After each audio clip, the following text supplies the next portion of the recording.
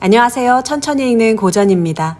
오늘은 오즈의 마법사 9장 들쥐들의 여왕을 함께 읽어보겠습니다. 지난 장에서 도로시와 친구들은 죽음의 양귀비 꽃밭을 지나던 중 큰 위기를 맞았습니다. 도로시와 토토는 꽃향기에 잠들었고 사자 역시 끝내 쓰러지고 말았습니다. 허수아비와 양철 나무꾼은 도로시를 안전한 곳으로 옮겼지만 너무 무거운 사자는 꽃밭에 남겨둘 수밖에 없었습니다. 그리고 오늘 이야기는 바로 그곳에서 시작됩니다.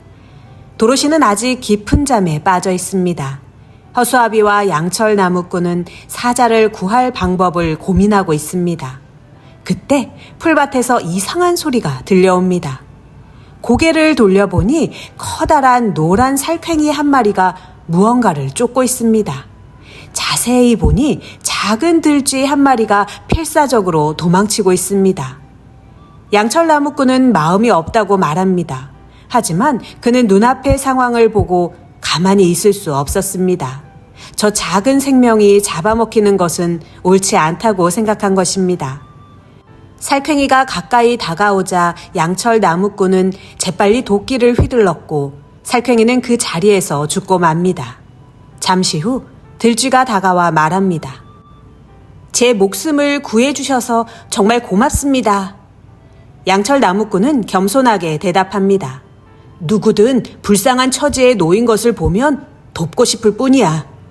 그런데 들쥐는 자신이 평범한 들쥐가 아니라고 말합니다. 바로 들쥐들의 여왕이라는 것입니다. 수많은 들쥐를 다스리는 왕국의 여왕이었습니다. 얼마 지나지 않아 사방에서 수많은 들쥐들이 몰려옵니다. 들쥐들은 여왕 앞에 머리를 숙이며 인사합니다. 그리고 여왕은 모두에게 말합니다. 이분이 내 목숨을 구해주셨어. 앞으로 이분들을 잘 도와야 해. 마음이 없다고 말하는 양철 나무꾼이 가장 따뜻한 행동을 했던 것입니다. 작은 딱정벌레를 밟고 눈물을 흘렸던 것도, 이름 모를 들쥐를 위해 위험을 감수한 것도 모두 그였습니다. 우리는 종종 어떤 자격이나 조건이 있어야만 선한 사람이 될 수 있다고 생각합니다. 하지만 오즈의 마법사는 정반대의 이야기를 들려줍니다. 이미 그 마음을 가지고 있으면서도 스스로는 그것을 모르고 있는 사람들 말입니다.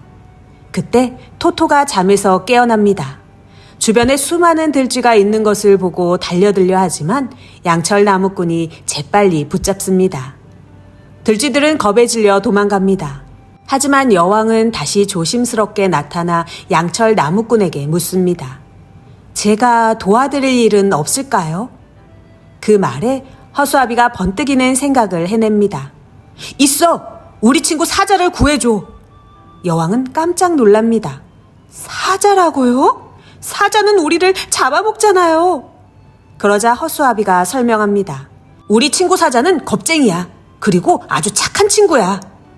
들쥐 여왕은 잠시 고민하다가 도와주겠다고 약속합니다. 허수아비는 곧바로 작전을 세웁니다.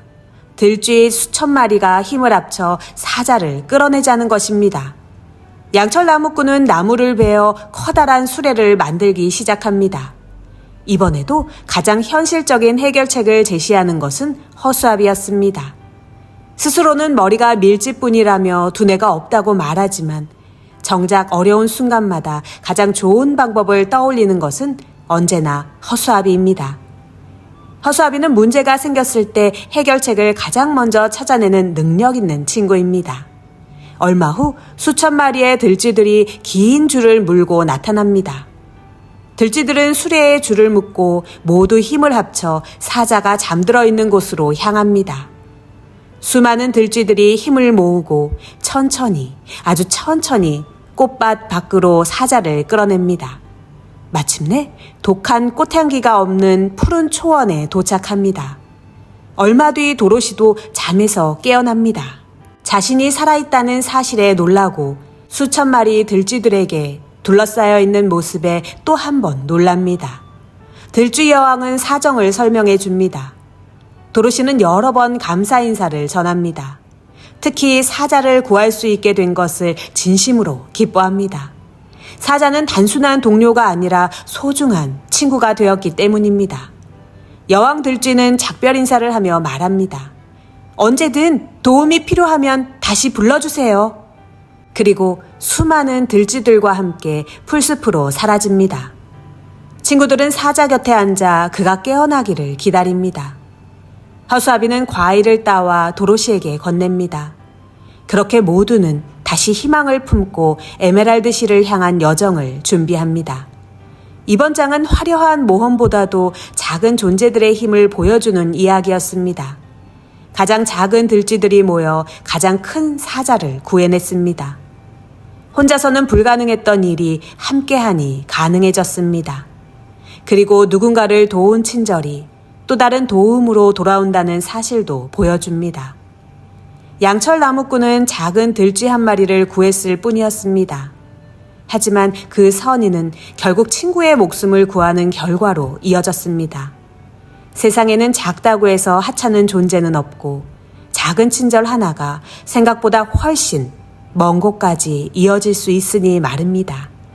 그럼 다음 시간 10장에서 만나겠습니다.